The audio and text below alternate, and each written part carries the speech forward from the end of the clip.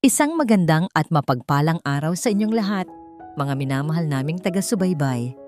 Muli, narito na naman tayo sa ating paboritong sulok, kung saan ang bawat kwento ay isang paglalakbay ng puso at kaluluwa.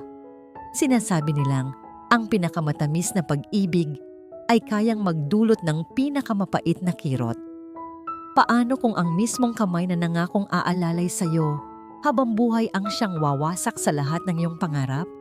Halina't pakinggan natin ang unang kabanata ng kwentong pinamagatang Lihim ng Dalisay. Ang mabining liwanag ng mga kandila ay sumasayaw sa ibabaw ng hapagkainan. Nagbibigay buhay sa mga kristal na kopita at sa mga puting rosas na maingat na inayos ni Lihim sa gitna. 5 taon. 5 taon na sila ngayong kasal ng kanyang pinakamamahal na asawang si Silang. Ang bawat sulok ng kanilang tahanan ay testimonya ng pag-ibig na yon, mula sa malaking larawan ng kanilang kasal na nakasabit sa sala hanggang sa amoy ng paboritong adobo ni Silang na niluluto niya ngayon sa kusina.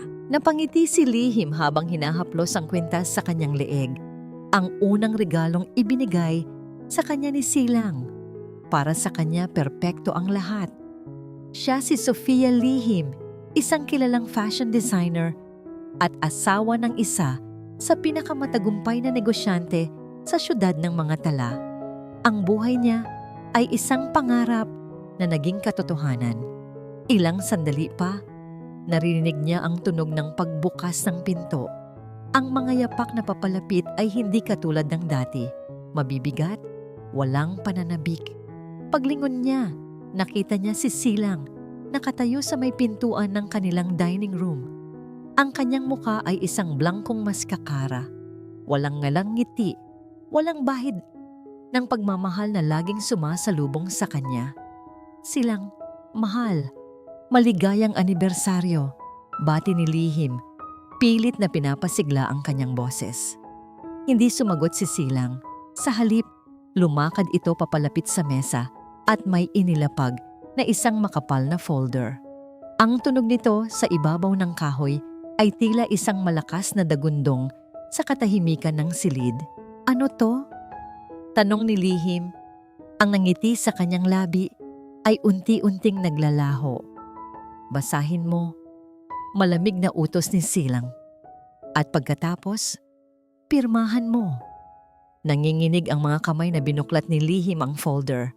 Ang mga mata niya'y nanlaki sa nabasa, Deed of Absolute Sale, isang dokumentong nagsasali ng lahat ng kanyang karapatan at pag-aari sa kanyang fashion company, ang kumpanyang binuo niya mula sa sarili niyang dugot pawis, papunta sa pangalan ni Silang. Hindi ko maintindihan. Halos pabulong na, sabi ni Lihim, habang umaagos ang mga luha sa kanyang mga mata. Silang, para saan to? Isang biro ba ito? Sa wakas, isang emosyon ang gumuhit sa mukha ni Silang. Isang ngising mapang-uyam at puno ng pagkasuklam. Biro? 5 taon, Lihim. 5 taon ng pagkukunwari. Akala mo ba talaga minahal kita? Bawat salita ay tila isang punyal na tumatarak sa puso ni Lihim. Ang tanga-tanga mo, patuloy ni Silang habang papalapit sa kanya. Habang abala ka sa pagiging perpektong asawa, abala ako sa pagpaplano kung paano kukunin ang lahat ng sayo. At si Marahuyo? Dapat mo siyang pasalamatan. Siya ang nagbigay sa akin ng lakas ng loob na tapusin na ang komedyang ito.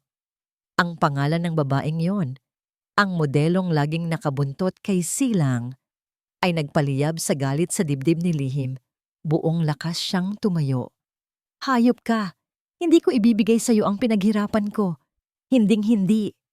Ang sagot ni Silang ay isang malakas na sampal na nagpatumba kay Lihim sa sahig. Ang kanyang ulo ay tumama sa gilid ng mesa at ang mga kristal na kopita ay nagkalaglagan, nabasag sa sahig kasabay ng kanyang mga pangarap.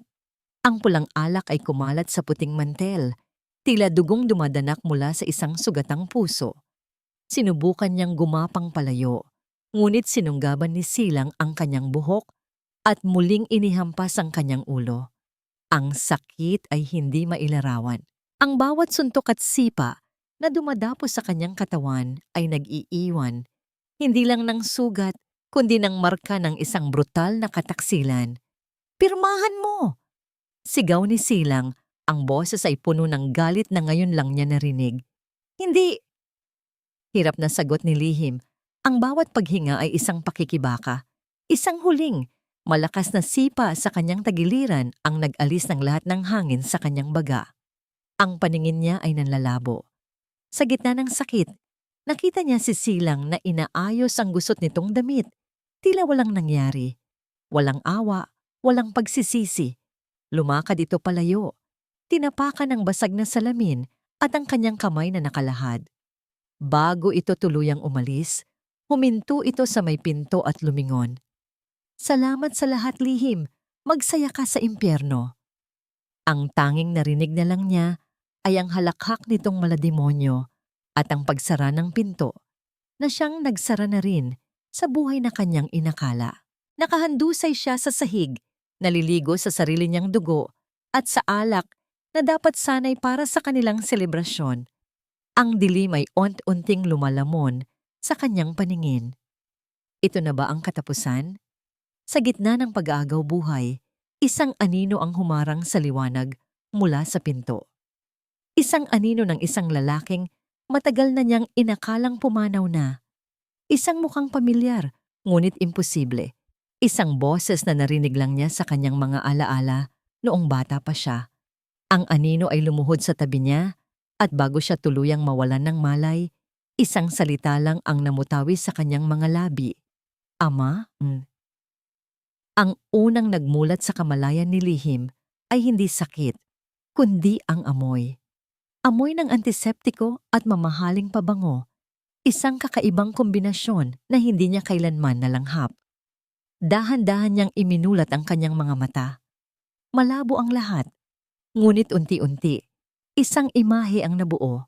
Isang kisameng may grandiosong chandelier na gawa sa libu-libong kristal. Sinubukan niyang bumangon, ngunit isang matinding kirot ang gumuhit sa kanyang buong katawan mula sa kanyang tagiliran hanggang sa kanyang ulong na babalot ng benda.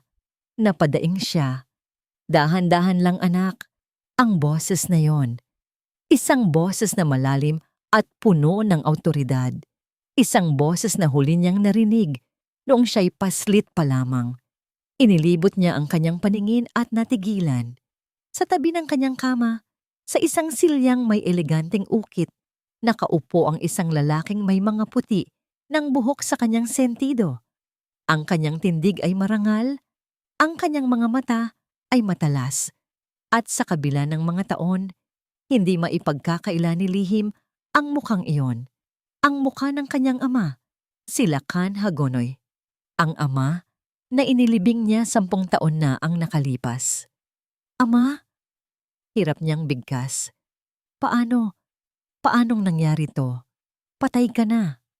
Isang mapait na ngiti ang sumilay sa labi ni Lakan. "May mga bagay na kailangan manatiling lihim para sa iyong kaligtasan, Lihim. Ang pagkamatay ko ay isa sa mga iyon. Pagkalito, galit, pananabik. Ang lahat ng emosyon ay naghalo sa loob niya. Kaligtasan, pinabayaan mo ako. Sa buong buhay ko, inakala kong mag-isa na lang ako. At iyon ang nagligtas sa'yo," maring sabi ni Lakan. "Kung nalaman ng mga kaaway ko na buhay, ang kaisa-isa kong tagapagmana, matagal ka nang wala. Ngunit nabigo pa rin ako. Nabigo akong protektahan ka sa pinakamasahol na uri ng halimaw, ang lalaking pinakasalan mo." Sa pagbanggit kay Silang, ang lahat ng sakit ng kataksilan ay bumalik. Ang mga alaala ng gabing iyon, ang mga masasakit na salita, ang bawat suntok, ang malamig niyang halakhak ay muling sumariwa sa kanyang isipan. Ang mga luha ay muling bumalong sa kanyang mga mata. "Wala na sa akin ang lahat, Ama. Kinuha niya ang lahat." Umiling si Lakan. Inabot nito ang isang tablet sa mesang katabi at ipinakita sa kanya. Sa screen, nakita ni Lihim ang mga larawan ni Silang at Marahuyo na magkasama, mga dokumento ng kanilang mga lihim na transaksyon at ang buong lawak ng kanilang panloloko. "Hindi niya kinuha ang lahat," sabi ni Lakan. Ang boses ay naglalaman ng bigat ng kapangyarihan. Dahil ang lahat ng ito, ikinumpas niya ang kanyang kamay sa marangyang silid. Ang buong imperyong ito ay sayo. Ikaw ang nag-iisang anak ni Lakan Hagonoy, ang pinuno ng Ang Dalisay. Ang Dalisay? Isang organisasyong itinayo para protektahan ang sa atin. May kapangyarihan tayong hindi mo pa naiisip, anak. At ngayon, ang kapangyarihang yon ay nasa iyong mga kamay. Isang pinto ang marahang bumukas. Pumasok ang isang lalaking matangkad at may seryosong mukha. Ang kanyang mga mata ay tila nakikita ang lahat at ang kanyang presensya ay nagpapakita ng disiplina at tahimik na lakas. Siya si Dakila, pakilala ni Lakan, ang aking pinagkakatiwalaang tenyente. Mula ngayon, siya na ang magiging anino mo. Poprotektahan ka niya at tuturuan ng lahat ng kailangan mong malaman. Yumuko ng bahagya si Dakila bilang paggalang. Walang emosyon sa kanyang mukha, ngunit sa kanyang mga mata, nakita ni Lihim ang isang uri ng katapatan na hindi niya nakita kailanman kay Silang. Pagkaraan ng ilang linggo ng pagpapagaling, sa wakas ay nakatayo na si Lihim sa sarili niyang mga paa. Ang unang lugar na kanyang pinuntahan ay ang banyo.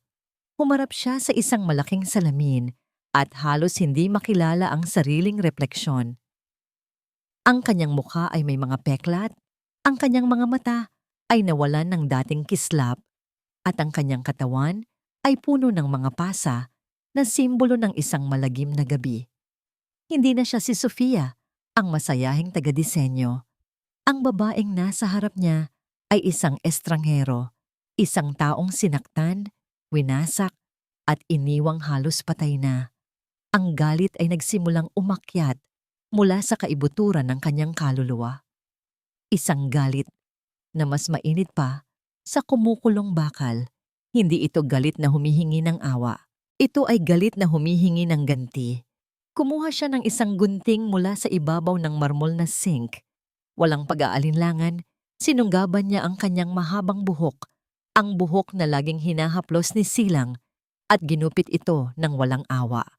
Ang bawat lagas ng buhok sa sahig ay paglimot sa dating kahinaan.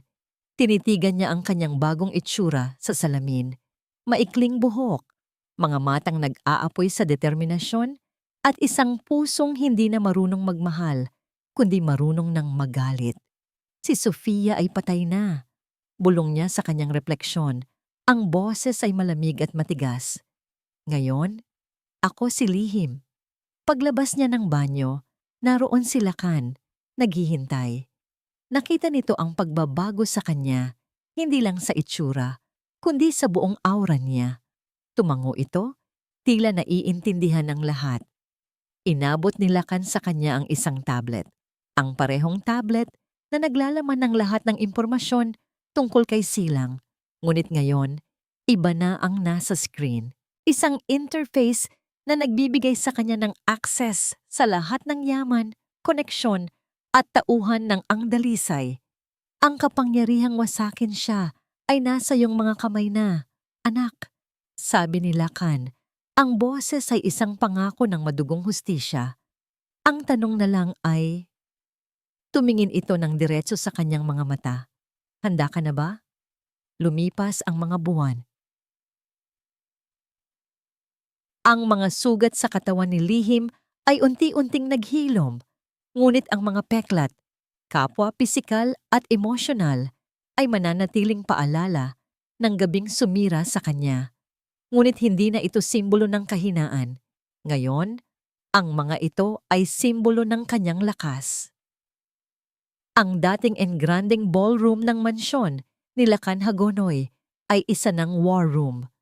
Sa gitna, isang malaking holographic table ang nagpapakita ng isang komplikadong network, isang sapot ng mga pangalan, kumpanya, at mga koneksyon na lahat ay umiikot sa isang sentro. Si Silang. Ang bawat koneksyon ay isang ugat na puputulin. Malamig na sabi ni Lihim, habang ang kanyang daliri ay dumadantay sa pangalan ng pinakamalaking investor ni Silang, isang dayuhang korporasyon.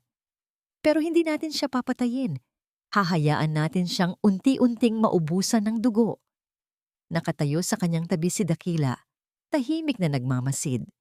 Sa mga nagdaang buwan, naging anino niya ito. Tinuruan siya nito kung paano ipagtanggol ang sarili, kung paano gumamit ng armas, at higit sa lahat, kung paano isantabi ang emosyon at gamitin ang isip. May kasunduan silang pipirmahan sa Biyernes. Sabi ni Dakila, ang boses ay kalmado at walang bahid ng emosyon, isang multimilyong proyekto na magpapatatag sa kanyang posisyon sa industriya. Isang bahagyang ngisi ang gumuhit sa labi ni Lihim.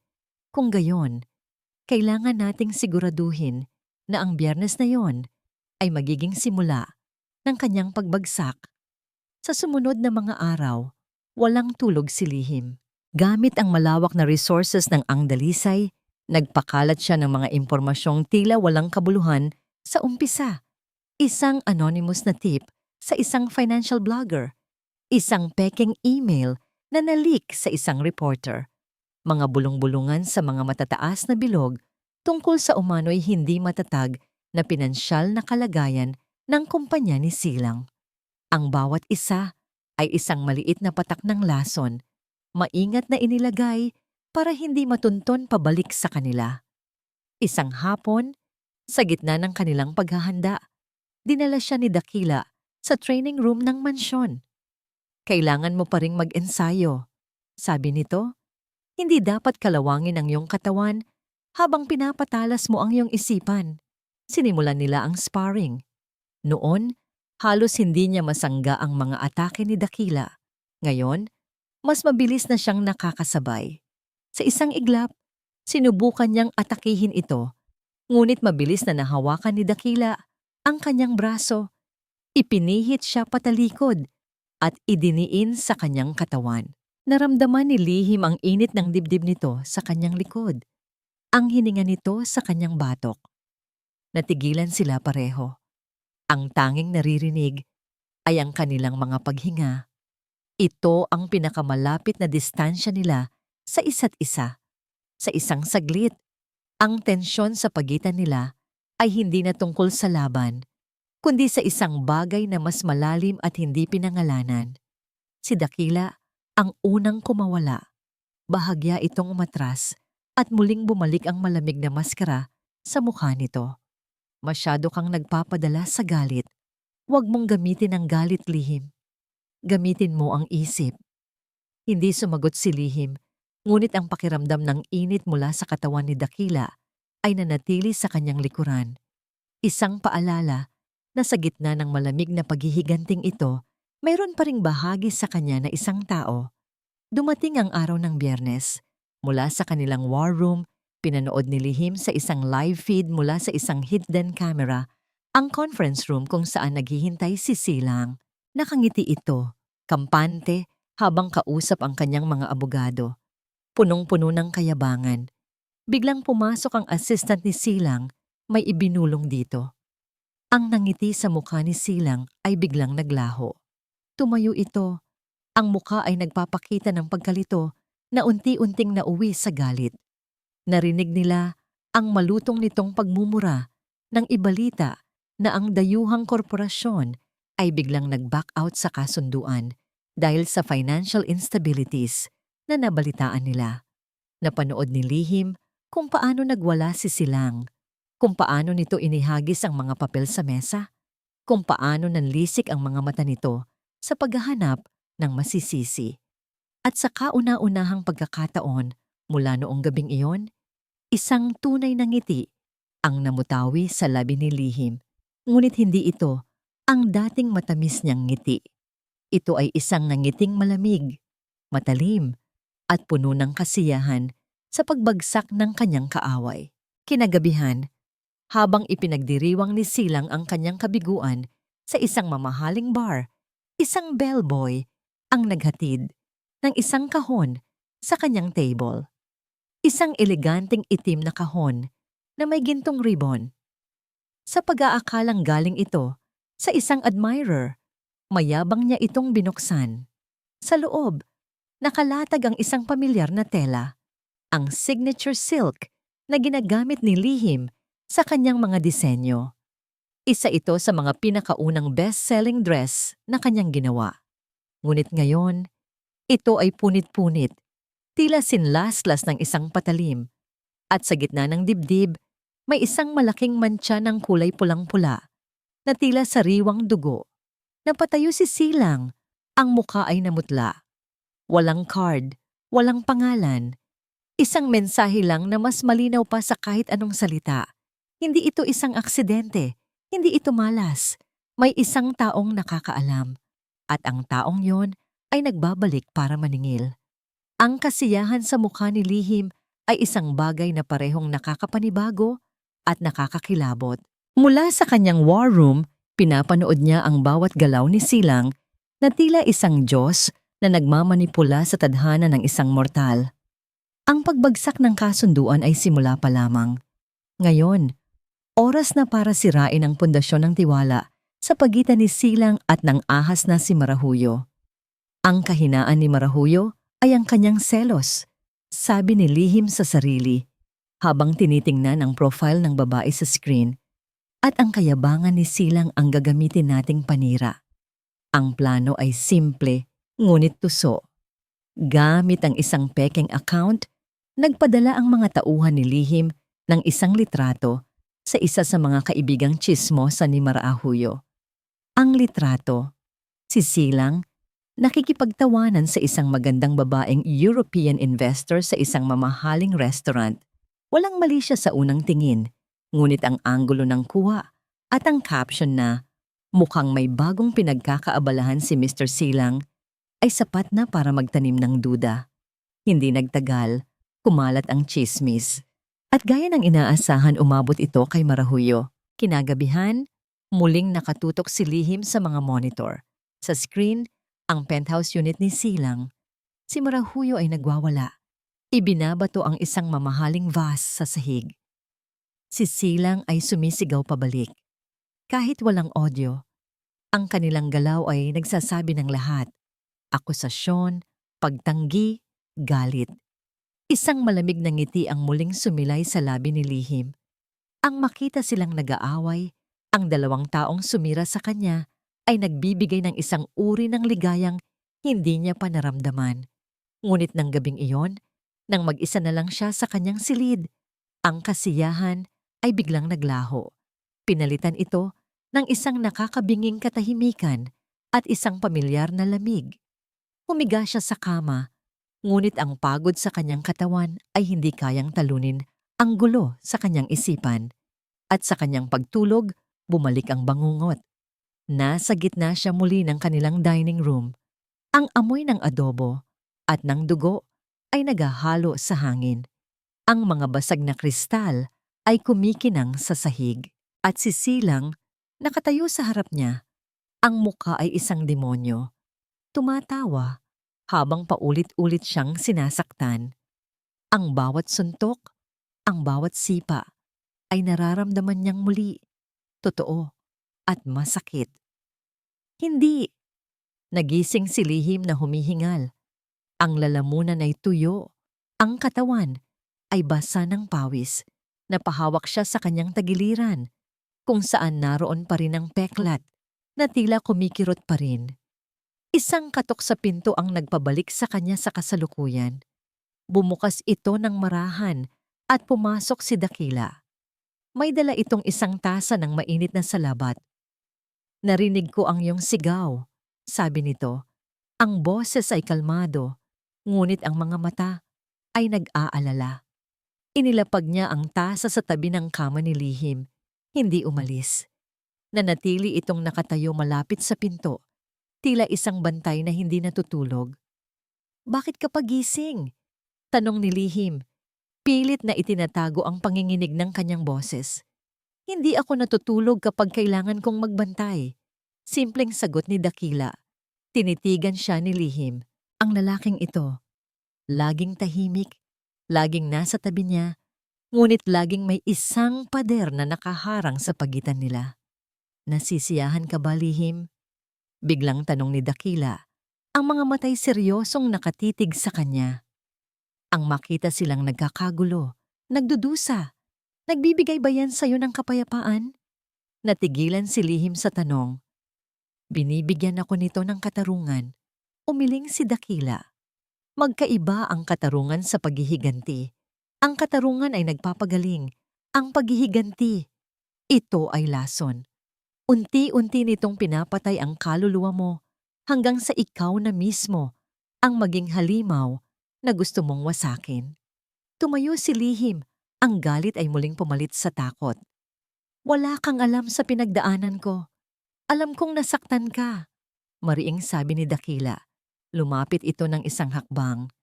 Pero huwag mong hayaang ang paghihiganti ang pumatay sa kung sino ka talaga.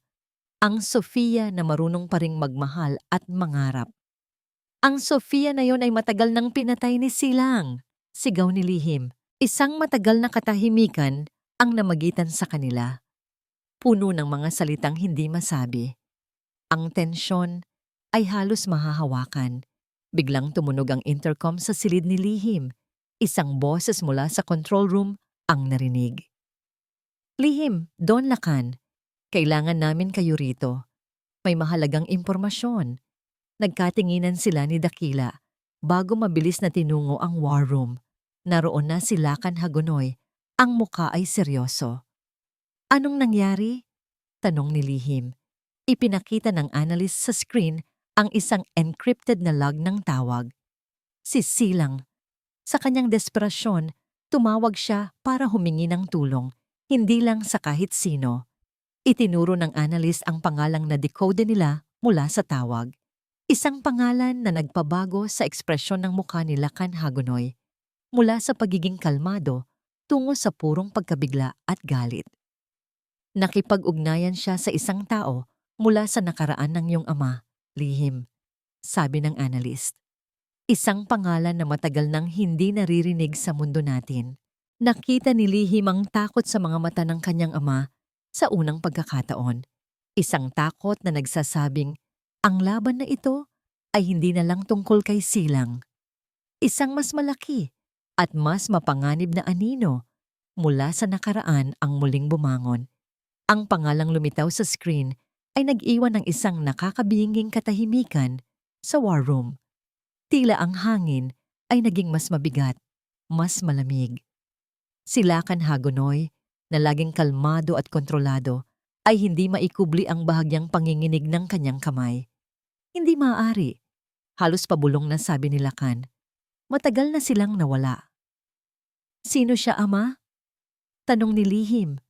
Ang kanyang mga mata ay nagpapalipat-lipat sa kanyang ama at sa pangalan sa screen. Ngunit hindi sumagot si Lacan. Sa halip, tumalikod ito at nag-utos sa kanyang mga tauhan. Doblehin ang seguridad. Walang sino mang hindi kilala ang maaaring makalapit sa mansyon. Alamin ninyo ang lahat tungkol sa koneksyong ito, ngayon din. Ang boses nito ay puno ng biglaang pagkaapurahan. Naiwan si Lihim na puno ng tanong. Sino ang taong may kakayahang magdulot ng ganitong takot sa isang Lacan Hagonoy? Anong uri ng demonyo ang tinawagan ni Silang mula sa kailaliman? Ngunit sa halip na matakot, mas lalong nagalab ang galit ni Lihim. Kung desperado na si Silang, ibig sabihin ay nasasaktan na siya at kailangan niyang samantalahin ang pagkakataong ito para ibigay ang pinakamalakas niyang suntok. Ang anibersaryo ng House of Silang, sabi ni Lihim habang lumalapit sa holographic table. Ang pangalan ng dati niyang kumpanya na ngayon ay pag-aari na ni Silang ay tila isang insulto. Magdaraos siya ng isang malaking fashion show para ipakita ang bago niyang koleksyon. Ito ang magiging pinakamalaking gabi ng kanyang karera. At ito rin ang magiging gabi ng kanyang libing, dugtong ni Dakila, na lumitaw mula sa mga anino. Ang plano ay mapangahas at nangangailangan ng perpektong tiyempo. Ang mga orihinal na disenyo ni Silang ay nakatago sa isang high-tech na vault sa kanyang opisina. Kailangan nilang palitan ang mga iyon ng mga mumurahing kopya, mga damit na may mababang kalidad, pangit na tahi, At nakakahiya ang itsura. Kailangan itong mangyari ilang oras bago ang mismong palabas. Sa kabilang bahagi ng syudad, nakatayo si Silang sa harap ng isang puntod sa isang luma at halos nakalimutan ng sementeryo. Ang pangalan sa lapida ay kupas na, ngunit mababasa pa rin, Valderrama. Malapit na, Ama, bulong ni Silang habang hinahaplos ang malamig na bato. Ang lahat ng kinuha nila sa atin, babawiin ko. Sisirain ko si Lakan Hagonoy sa pamamagitan ng pagsira sa nag-iisa niyang kayamanan. Ang dugo ay babayaran ng dugo. Isang malamig na hangin ang umihip at sa dilim, ang anino ni Silang ay tila nag-anyong isang halimaw na naghihintay ng tamang oras para Manila. Dumating ang gabi ng fashion show. Ang venue ay puno ng mga kilalang personalidad, mga mamamahayag, at mga maimpluwensyang tao sa industriya. Sa backstage, abala ang lahat. Si Silang ay naglalakad-lakad, ang muka ay puno ng pagmamalaki. Tinatanggap ang mga pagbati kahit hindi pa nagsisimula ang palabas. Mula sa isang van na nakapark sa di kalayuan, pinapanood ni Lihim ang lahat sa pamamagitan ng mga kamerang na-install ng kanyang mga tauhan. Katabi niya si Dakila. Nasa posisyon na ang team, hinihintay na lang nila ang hudyat mo. Sabi ni Dakila. Simulan na, utos ni Lihim. Ang puso'y kumakabog sa tensyon at pananabik.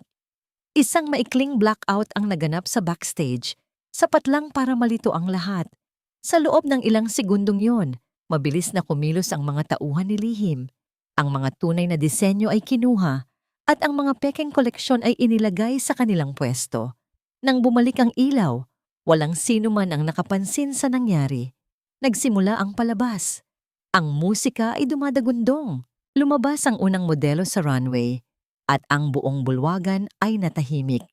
Sinundan ito ng mga bulungan na nauwi sa hindi mapigilang tawanan.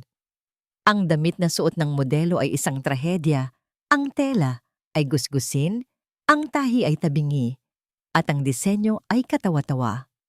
Lumabas ang sunod-sunod na modelo. Bawat isa ay suot ang isang mas masahol pang bersyon ng koleksyon. Ang mukha ni Silang sa backstage ay hindi maipinta. Ang pagmamalaki ay napalitan ng pagkalito, pagkatapos ay pagkabigla, at sa huli, purong galit at kahihiyan.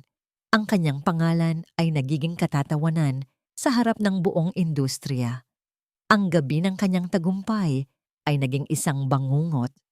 Ngunit habang pinapanood ni Lihim ang pagbagsak ni Silang sa mansyon, si Lakan Hagonoy ay nakatanggap ng isang tawag.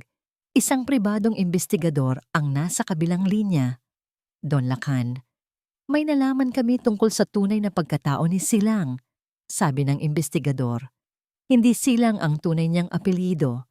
Siya po ang nawawalang anak ng pamilya Valderrama. Ang pangalang iyon, ang pangalan ng mortal na kaaway na pamilyang winasak ni Lakan, maraming taon na ang nakalipas. Biglang nagliwanag ang lahat. Ang kasal, ang panloloko, ang pag-atake kay Lihim. Hindi ito simpleng kasakiman. Ito ay isang paghihiganti. Mabilis na tinawagan ni Lakan si Lihim. Nang sagutin niya ito, ang boses niya ay puno pa rin ng kasiyahan. Nakita mo ba, Ama? Wasak na siya. Lihim, makinig ka! Sigaw ni Lakan. Ang boses ay nanginginig sa isang emosyong ngayon lang narinig ni Lihim. Takot. Kailangan mong umalis dyan. Ngayon din. Hindi mo naiintindihan. Anong hindi ko naiintindihan? Huminga ng malalim si Lakan bago binitawan ang mga salitang magpapabago sa lahat. Hindi lang pera ang habol niya, anak. Dugo ang sinisingil niya sa atin. Ang mga salita ni Lakan Hagonoy ay tila isang bombang sumabog sa loob ng van. Dugo ang sinisingil niya sa atin. Paulit-ulit itong umalingaw-ngaw sa isipan ni Lihim, nilulunod ang ingay ng nagkakagulong mga tao sa labas at ang tunog ng sirena ng mga pulis na paparating. Anong ibig mong sabihin, Ama? Tanong ni Lihim, ngunit ang linya ay naputol na. Kailangan na nating umalis, mariing sabi ni Dakila habang pinaaandar ang makina ng van. Mabilis silang humarurot palayo sa kaguluhan. Iniiwan ang nagliliyab na abo ng karera ni Silang. Ang biyahe pabalik sa mansyon ay binalot ng matinding katahimikan. Ang kasiyahang naramdaman ni Lihim kanina ay ganap ng naglaho, pinalitan ng isang nakakakilabot na pag-aagam-agam. Ang pangalang Valderrama ay umuukit sa kanyang isipan. Pagdating nila sa mansyon, naabutan nila si Lacan Hagonoy sa kanyang opisina. Nakatayo sa harap ng isang bintanang salamin, nakatanaw sa madilim na kalangitan. Sa ibabaw ng kanyang mesa ay nakalatag ang mga lumang dokumento at mga litratong kupas na. Ang pamilya Valderrama. Nagsimulang magkwento si Lacan, ang boses ay mababa at puno ng pighati. Sila ang pinakamalaking katunggali ng ating angkan sa loob ng maraming henerasyon, hindi lang sa negosyo, kundi sa kapangyarihan. Ang kanilang pamamalakad ay marahas at walang awa. Kumuha siya ng isang lumang litrato, isang masayang pamilya, isang lalaki, isang babae, at isang batang babae na may mahabang buhok at matamis na ngiti. Ang batang babae ay si Lihim, ang babae ay ang kanyang ina. Ang iyong ina? Si Amara. Sabi ni Lacan, ang boses ay naglalaman ng matinding pangungulila. Hindi siya namatay sa sakit, Lihim. Iyon ang kasinungalingang sinabi ko para protektahan ka. Ang totoo, pinaslang siya. Brutal siyang pinaslang ng mga Valderrama. Ang kwento ay dumaloy mula sa bibig ni Lacan na parang isang ilog ng lason. Isang gabi, habang wala si Lacan, pinasok ng mga tauhan ng mga Valderrama ang kanilang tahanan. Si Amara ay napatay habang sinusubukang protektahan ang sanggol pa lamang na si Lihim. Ginantihan ko sila. Patuloy ni Lacan, ang mga matay nag-aapoy sa alaala ng galit. Sinigurado kong magbabayad sila sa ginawa nila. Winasak ko ang kanilang pamilya, ang kanilang negosyo, ang kanilang pangalan. Inakala kong naubos ko silang lahat. Napahawak si Lihim sa kanyang dibdib. Ang hangin ay tila ninakaw mula sa kanyang baga. Ang buong buhay niya, ang pag-aakalang ang ina niya ay namatay sa isang karamdaman, ay isang malaking kasinungalingan. Ang sakit ng katotohanan yon ay mas matindi pa kaysa sa mga sugat na iniwan ni Silang. Si Silang, si Alejandro Silang Valderrama, sabi ni Lacan. Siya ang nag-iisang nakaligtas, ang batang lalaki na itinago at pinalaki sa poot. Ang buong buhay niya ay inilaan para sa paghihiganti.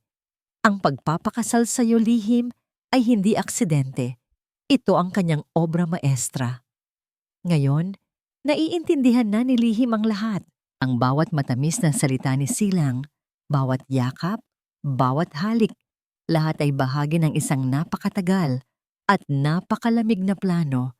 Hindi lang siya isang biktima ng kasakiman, siya ang naging kasangkapan sa isang digmaan ng dalawang angkan na hindi niya alam na umiiral. Ang kanyang paghihiganti ay tila naging isang laro ng mga bata kumpara sa lalim ng galit na nag-uudyok kay Silang. Sa isang sulok ng silid, nakatayong tahimik si Dakila. Ang kanyang muka ay isang blangkong maskara, ngunit ang kanyang mga kamao ay nakakuyom ng mahigpit sa kanyang tagiliran.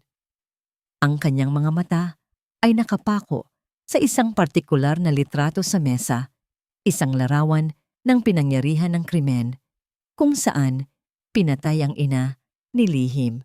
Ang kanyang paghinga ay bahagyang bumigat. May isang bagay sa eksenang iyon na tila gumising sa isang madilim na alaala sa kaibuturan ng kanyang pagkatao. Pero walang sino man ang nakapansin. Ang lahat ng atensyon ay nakay Lihim. Tumayo si Lihim. Ang mga luhang kanina'y nagbabanta ay natuyo na. Pinalitan ito ng isang determinasyong mas matigas pa kaysa sa bakal. Ang sakit ay naging panggatong sa isang mas malaking apoy. Kung ang digmaan ng ating mga pamilya ang sinimulan niya, sabi ni Lihim, ang boses ay walang bahid ng takot, tanging purong galit. Tatapusin ko ito. Sisiguraduhin kong walang Valderrama na muling babangon para manakit ng isang Hagonoy. Lumakad siya palabas ng opisina. Ang bawat hakbang ay may bigat ng isang bagong layunin. Hindi na ito personal na paghihiganti. Ito na ay isang digmaan ng dugo. Naiwan si Dakila at Lakan sa silid. Nang wala na si Lihim, doon lang unti-unting lumuwag ang pagkakuyom ng mga kamay ni Dakila. Ang imahe ng madugong eksena ay patuloy na umiikot sa kanyang isipan. Kinagabihan, habang ang buong mansyon ay natutulog, palihim na lumabas si Dakila. Nagmaneho siya papunta sa isang luma at simpleng distrito ng siyudad. Pumasok siya sa isang maliit na bahay na amoy luma at puno ng mga alaala. Mula sa ilalim ng sahig na gawa sa kahoy, kinuha niya ang isang maliit na baul. Binuksan niya ito. Sa loob, sa ilalim ng ilang mga lumang damit, ay may isang litratong matagal nang naninilaw. Ang litrato ng kanyang pamilya, isang masayang ama, isang mapagmahal na ina, at isang batang lalaki na may malaking nangiti. At sa tabi nila, nakangiti rin, ay ang mag-asawang Valderrama, ang mga magulang ni Silang. Ang kanilang mga pamilya ay matalik na magkaibigan, mga inosenteng nadamay sa digmaan ng mga makapangyarihan.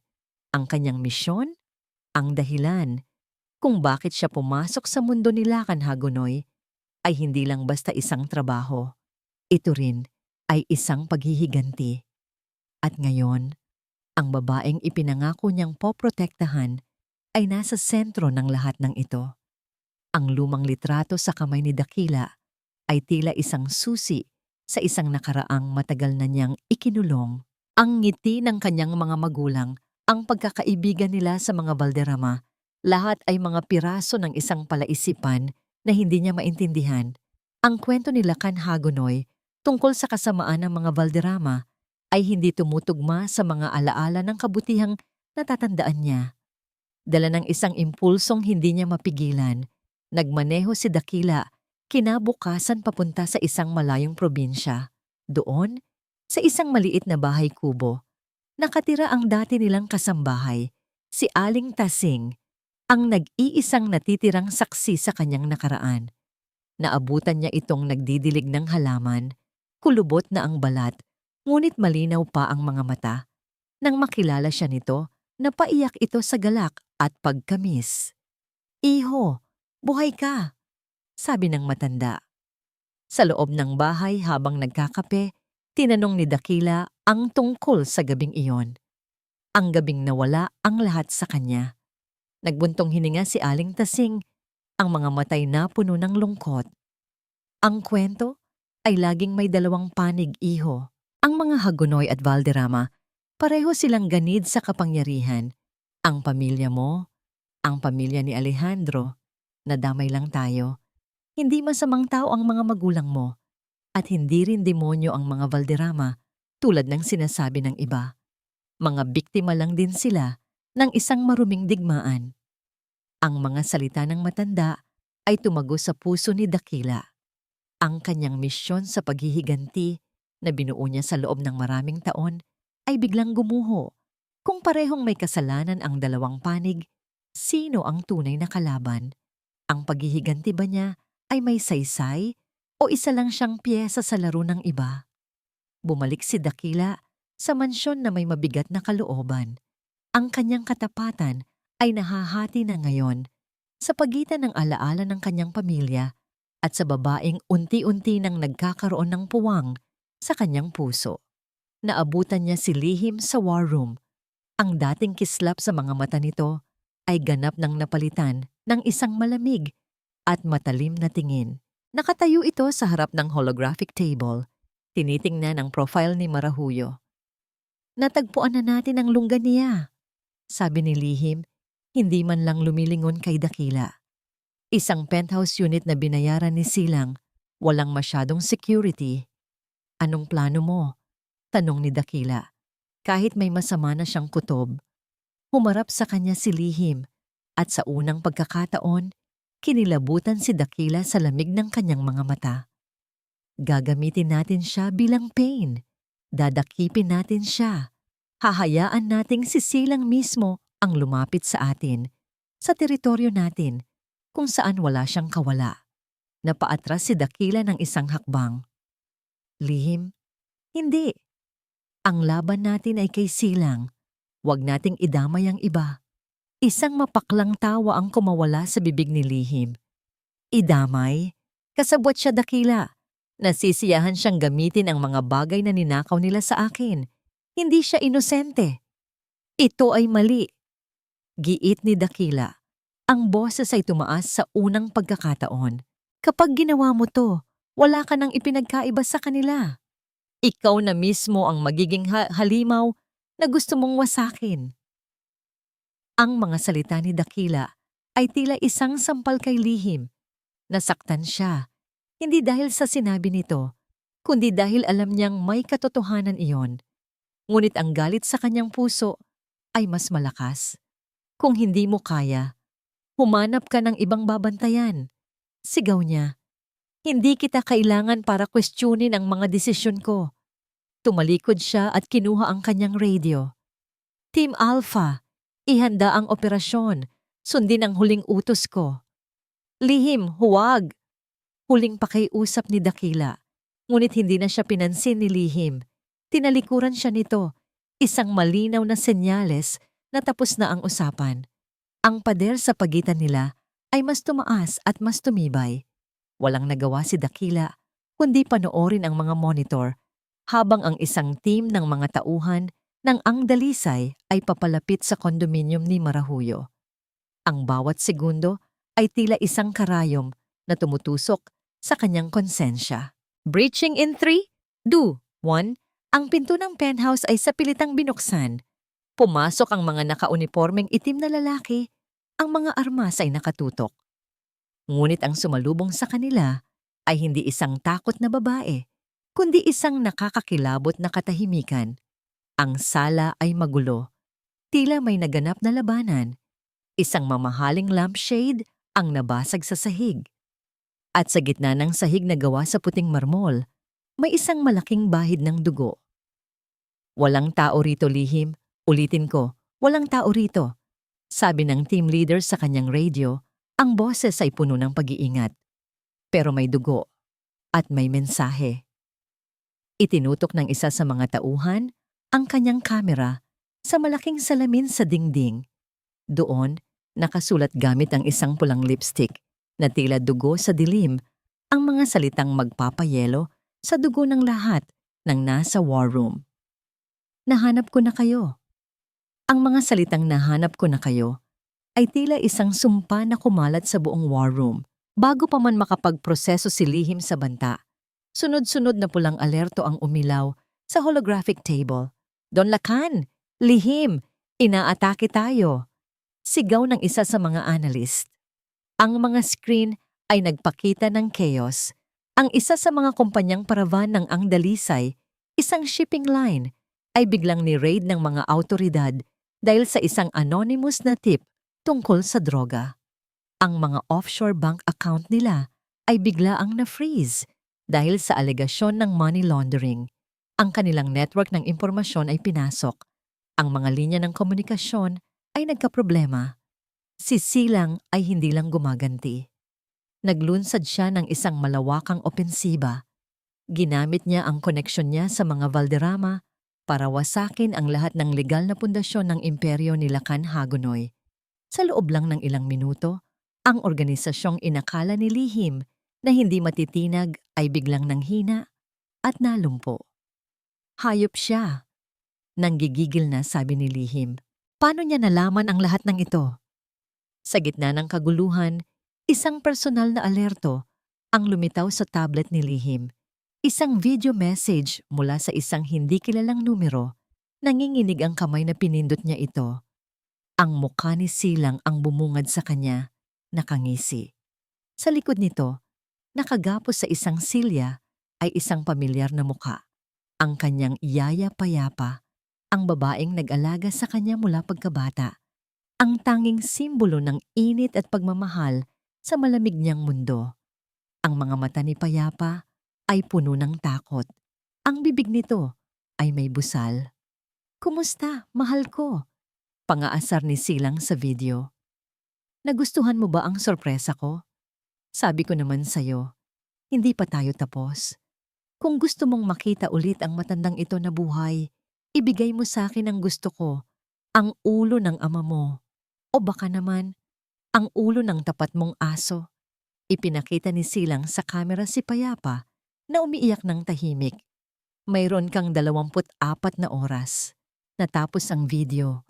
Nabitawan ni Lihim ang tablet. Nabagsak ito sa sahig. Ang screen ay nagkapira-piraso, tulad ng kanyang puso.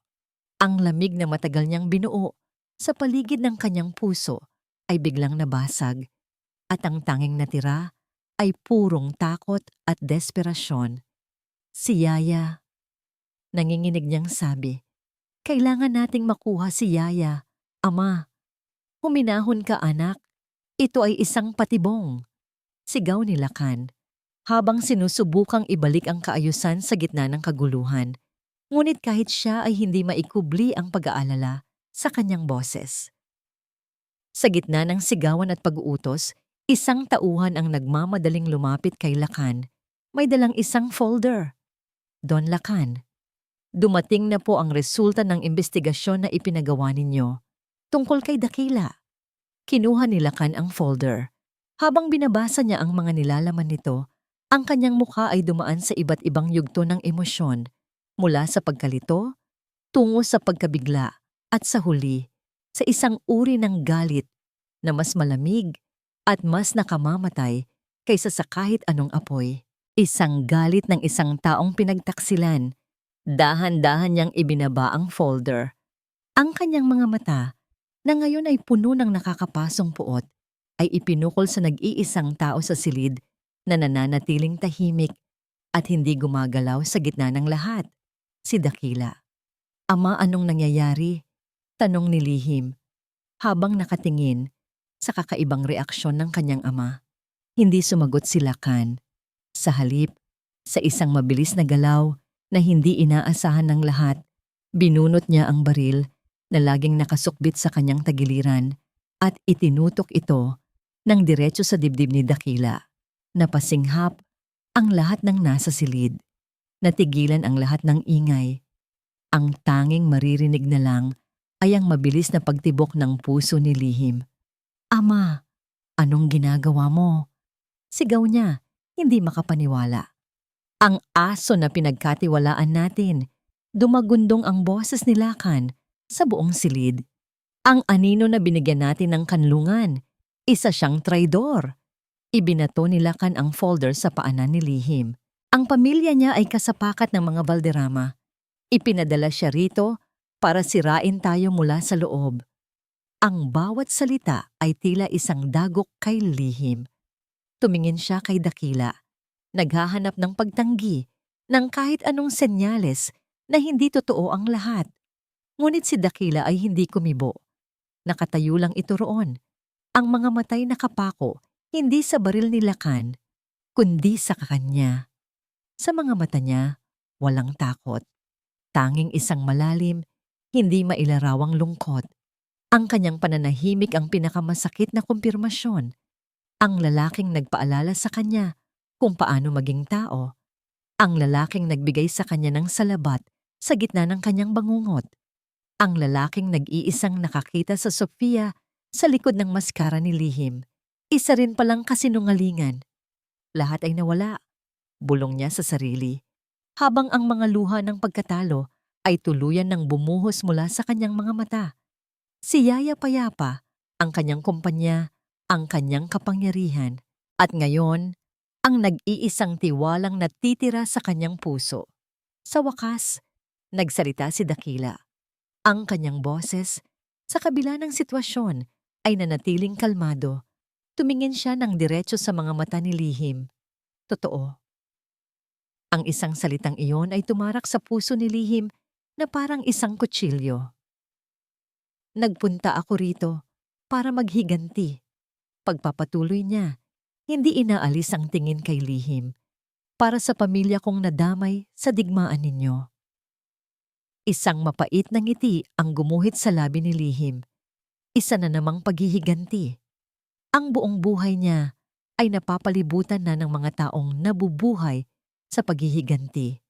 Pero dagdag ni Dakila at sa isang saglit, ang lamig sa kanyang mga mata ay nawala at napalitan ng isang emosyong puno ng pagsisisi at sinseridad. Pero nagbago ang lahat dahil sa'yo. Bago pa man maintindihan ni Lihim ang kahulugan ng mga huling salitang iyon, ang galit ni Lakan ay umabot na sa sukdulan. Ang pagtataksil ay walang kapatawaran sa kanyang mundo. Mga traidor!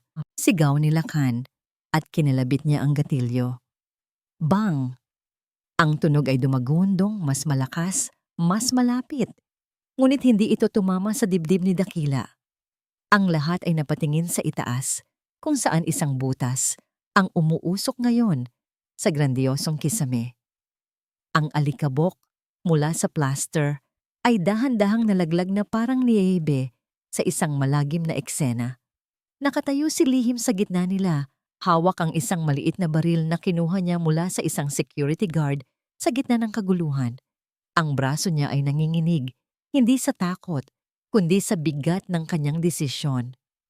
Tama na, sabi niya. Ang boses ay mahina, ngunit matatag, pumuputol sa nakakabinging katahimikan. Tama na, Ama. Ibinaling ni Lakan ang tingin mula kay Dakila papunta sa kanya. Ang mga matay nagliliyab pa rin sa galit. Anak, anong ginagawa mo? Isa siyang ahas. At ano tayo? Ganti ni Lihim, ang mga luhay bumabagsak na sa kanyang pisngi. Papatay tayo ng isang tao nang walang paglilitis? Gagamit tayo ng bala para sagutin ang lahat? Kung gagawin natin yan, ano pa ang ipinagkaiba natin kay Silang? Ibinaling niya ang kanyang mga mata kay Dakila. Ang lalaki ay nakatayo pa rin doon, hindi gumagalaw. Ang tingin ay nakapako pa rin sa kanya, na tila ba siya na lang ang natitirang tao sa mundo. Ang mga huling salita nito ay umalingaw-ngaw sa kanyang isipan. Nagbago ang lahat dahil sa'yo. Gusto ko siyang makausap, sabi ni Lihim. Nang kami lang. Iyan ang huling hinihiling ko, Ama.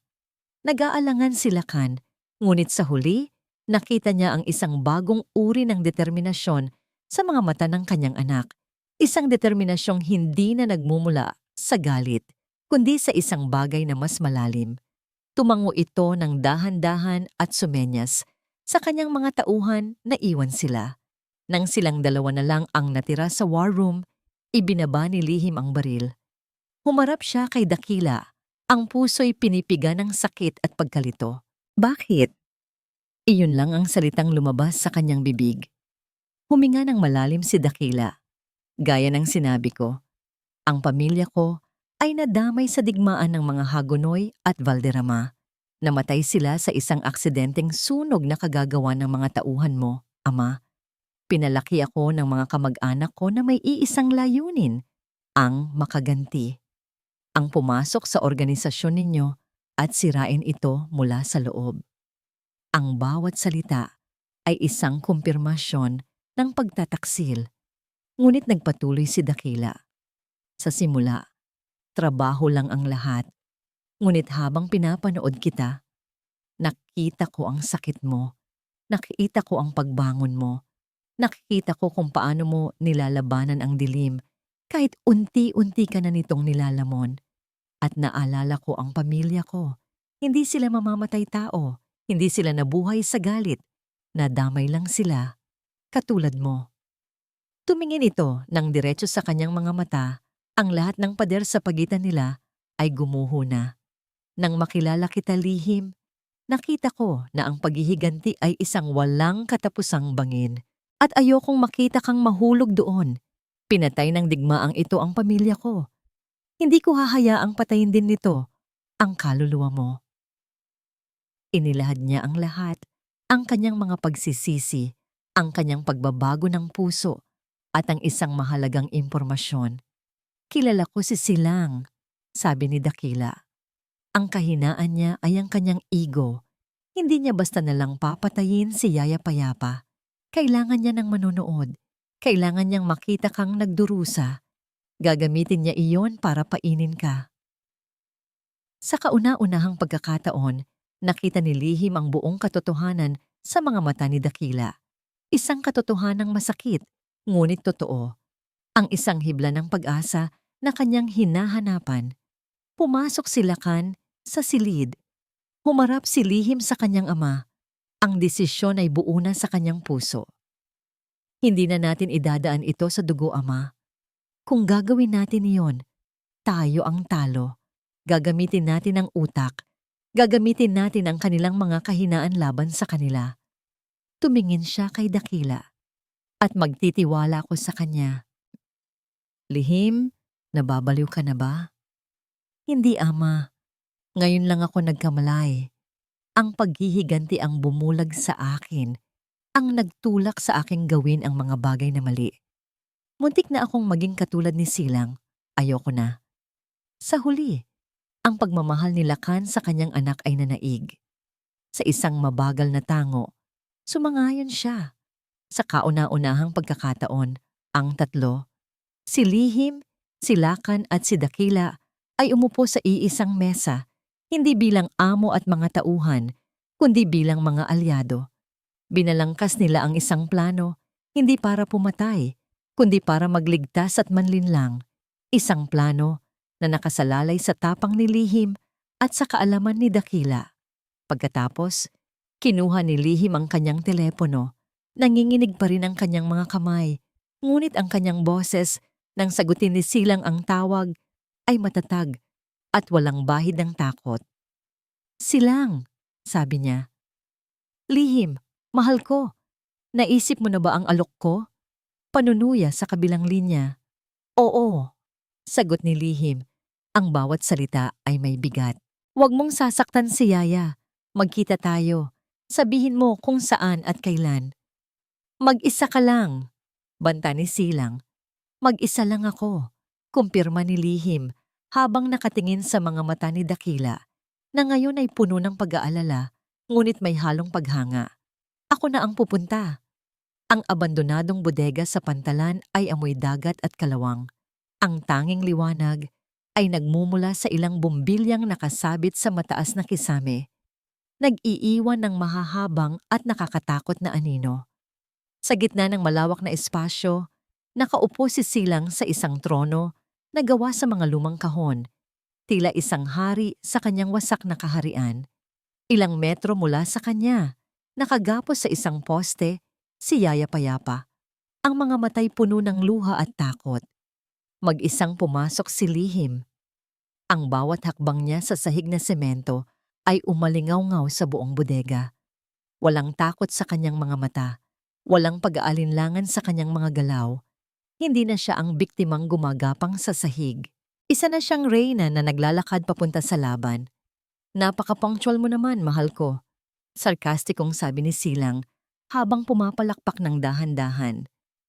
Handa ka na bang magmakaawa para sa buhay ng matandang to? Hindi pinansin ni Lihim ang tanong. Sa halip, tumigil siya sa isang ligtas na distansya at tinitigan ito ng diretso. Naalala mo pa ba? Nagsimula siya. Ang boses ay kalmado at malinaw. Noong nagsisimula pa lang tayo, bago ang lahat ng ito, isang gabi, umupo tayo sa may dalampasigan at sinabi mo sa akin na ang pangarap mo ay magtayo ng isang maliit na bahay doon, malayo sa gulo ng syudad. Natigilan si Silang. Ang ngisi sa kanyang mukha ay bahagyang nagbago. Anong pinagsasabi mong walang kwenta? Tinanong kita kung anong gagawin natin doon. Pagpapatuloy ni Lihim, hindi pinapansin ang kanyang galit. At sinabi mo, doon, mamumuhay tayo ng simple, malayo sa mga kasinungalingan ng mundo. Nakakatatawa, hindi ba? Ang taong nangangarap na takasan ng kasinungalingan ay naging ang pinakamalaking kasinungalingan sa buhay ko. Tumigil ka! Sigaw ni Silang, tumayo mula sa kanyang trono. Ang kanyang pagkakalma ay nagsisimulang magkalamat. Huwag mong gamitin ang mga alaala natin laban sa akin. Hindi ko ginagamit laban sa iyo, Silang. Sagot ni Lihim. Ipinapaalala ko lang sa iyo na minsan may isang bahagi sa iyo na totoo. Ngayon, Tingnan mo ang sarili mo. Napalibutan ka ng kalawang at kadiliman. Nakuha mo na ang lahat ng gusto mo, ang pera, ang ganti. Pero masaya ka ba? O mas lalo ka lang naging hungkag? Habang nagsasalita si Lihim sa labas ng bodega, mabilis ngunit tahimik na kumikilos si Dakila. Gamit ang isang blueprint ng lugar, umikot siya sa likuran kung saan may isang maliit at halos hindi napapansing bintana. Sa loob, nagsimulang mag-vibrate ang telepono ni Silang. Isang mensahe. Ikalawa, ikatlo, ikaapat. Inis niya itong kinuha. Ang mga mensahe ay mula sa kanyang mga bagong alyado. Ang mga taong tinawagan niya para sirain ang mga Hagonoy. Valderrama, anong ibig sabihin ng mga dokumentong ito? Niloko mo kami. Kasosyo ka pala sa illegal arms smuggling. Huwag mo na kaming tatawagan. Tapos na tayo. Silakan Hagonoy, mula sa mansyon, ay pinakawalan na ang lahat ng ebidensya ng mga ilegal na gawain ni Silang sa lahat ng kanyang mga koneksyon. Ang network na kanyang binuo ay gumuho sa loob lang ng ilang segundo. Hindi! Hindi! Sigaw ni Silang habang tinitingnan ang kanyang telepono. Ang kanyang muka ay namutla. Nawala ang kanyang alas. Tumingin siya kay Lihim, ang mga matay nanlilisik sa purong galit. Ikaw! May pakana ka nito. Sa parehong sandali, nagtagumpay si Dakila, nakalagan si Yaya Payapa, at mabilis itong inilabas mula sa bodega. Naiwan si Silang na ngayon ay wala ng hostage at wala ng alyado, isang hari na walang kaharian, isang mangangaso na walang bala. Papatayin kita! Sigaw niya at sa isang biglaang pagsugod, tumakbo siya papalapit kay Lihim, bumunot ng isang maliit na patalim mula sa kanyang likuran. Ngunit bago pa man siya makalapit, isang anino ang mabilis na humarang. Si Dakila, sa ilang mabilis at ekspertong galaw, pinilipit niya ang braso ni Silang at pinatumba ito sa sahig. Ang patalim ay lumagapak sa semento. Kasabay nito, ang tunog ng mga sirena ng pulis ay nagsimulang dumagundong, papalakas ng papalakas. Traidor! Sigaw ni Silang habang pilit na kumakawala sa pagkakahawak ni Dakila. Pumasok ang mga pulis, ang mga baril ay nakatutok. Huwag kang kikilos. Hindi si Lihim ang tumawag sa kanila. Kalmadong sabi ni Dakila. Ang mga dati mong kaibigan ang naglaglag sa'yo. Iyon ang huling dagok, ang ultimong kahihiyan. Hindi siya pinabagsak ng kanyang mortal na kaaway, kundi ng mga taong kanyang pinagtiwalaan. Habang pinupusasan si Silang, ang mga mata niya ay puno pa rin ng galit na nakatuon kay Lihim. Hindi pa ito tapos, Lihim. Tandaan mo yan. Hindi pa ito tapos. Hindi sumagot si Lihim. Hindi na niya kailangan. Sa halip sa gitna ng ingay ng mga sirena at sigawan, dahan-dahan siyang tumalikod. Iniwan niya si Silang sa kanyang sariling kadiliman. At sa unang pagkakataon, humakbang siya papalabas ng bodega, papalapit sa naghihintay na liwanag. Lumipas ang 6 na buwan. Ang dating war room na puno ng tensyon at mga anino ay isa na ngayong maliwanag na conference room. Ang holographic table ay napalitan na ng isang mahabang mesa na gawa sa mahogany. Ang sikat ng araw ay malayang pumapasok mula sa malalaking bintanang salamin. Isang testamento sa bagong kabanatang hinaharap nila. Sa dulo ng mesa, nakaupo si Lihim, hindi bilang tagapagmana ng isang lihim na organisasyon, kundi bilang chairperson ng bagong tatag na Dalisay Group of Companies. Sa kanyang tabi ay ang kanyang ama, si Lakan Hagonoy. At sa kanyang likuran, tahimik na nakatayo si Dakila, hindi na bilang isang anino, kundi bilang isang haligi ng suporta. Gaya ng napagkasunduan, nagsimula si Lihim. Ang boses ay matatag at puno ng awtoridad. Ang lahat ng ilegal na operasyon ng ang Dalisay ay opisyal ng winakasan. Ang mga ari-arian ay ililipat sa mga lehitimong negosyo.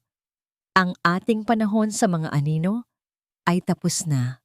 Mula ngayon, kikilalanin tayo hindi sa kapangyarihan, kundi sa integridad.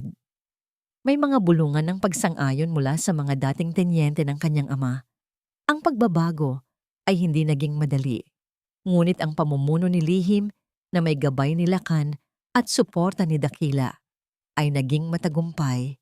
Isang ngiti ng pagmamalaki ang gumuhit sa labi ni Lakan habang pinagmamasdan ang kanyang anak. Nakita niya rito, hindi lang ang talino niya, kundi ang puso ng ina nito. Kinahapunan, dinalaw ni Lihim at Dakila si Yaya Payapa sa isang tahimik na rest home na may magandang hardin. Nakaupo ito sa isang silyang tumba, nagpapahangin. Ang takot sa mga mata nito ay matagal nang napalitan ng kapayapaan. Hija, Dakila, masayang bati nito nang makita sila.